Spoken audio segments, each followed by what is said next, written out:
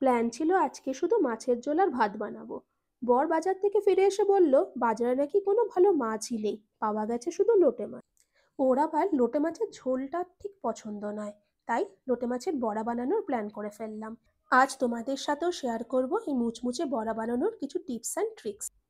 নিতে হবে 500 গ্রাম মতো লোটে মাছ, যার মাথা, লেজ, পাখনাগুলো কেটে বাদ দিয়ে একটু পরিষ্কার করে নিতে হবে। এরপর মাছগুলোতে এক এক করে নুন, হলুদ আর ভিনিগার মাখিয়ে নিয়ে ভালো করে জল দিয়ে ধুয়ে নিতে হবে। মাছগুলোকে জল ঝরানোর জন্য রেখে দিয়ে নিয়ে নিতে হবে 3 থেকে 4 টেবিল চামচ মতো মসুর ডাল, যেটাকে অল্প জল দিয়ে 1 ঘন্টার জন্য ভিজিয়ে রেখে একটা স্মুথ পেস্ট তৈরি করে নিতে হবে, খুব অল্প সামান্য কয়েকটা ফোঁটা জল দিয়ে।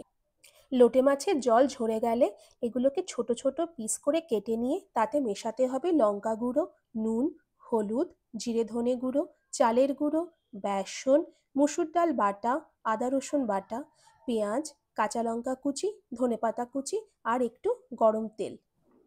এবার একটা কড়াইতে সর্ষের তেল দিয়ে ভালো করে গরম করে হাতে করে ছোট ছোট বলের আকারে বড়াগুলোকে দিয়ে দিতে হবে। খেয়াল রাখতে হবে গ্যাসের ফ্লেম যেন মিডিয়াম আঁচে থাকে। আর বড়াগুলোকে খুব ঘন ঘন এপিট ওপিট না করাই ভালো, কারণ লোটে মাছ ভীষণ নরম হয়। তাকে আস্তে আস্তে করে হতে দিতে হবে আর একবার একবার করে এপিট ওপিট উল্টে দিতে হবে। বড়াগুলোর কালার যখন এই রকম পুরো লাল হয়ে যাবে তখন একটা প্লেটে টিস্যু পেপার নিয়ে সেগুলোকে তুলে নিতে হবে। এই রকম গরম গরম মুচমুচে বড়া বাড়িতে কেউ গেস্ট এলে টমেটো সসের সাথে সার্ভ করতে পারো। কিন্তু আমার ভালো লাগে দুপুরবেলা গরম গরম ভাতের সাথে ডাল আর লোটে মাছের বড়া। তোমাদের এই বড়া কিরকম করে খেতে ভালো লাগে জানিও। ভিডিওটা ভালো লাগলে একটা লাইক করো, চ্যানেলটা সাবস্ক্রাইব করো।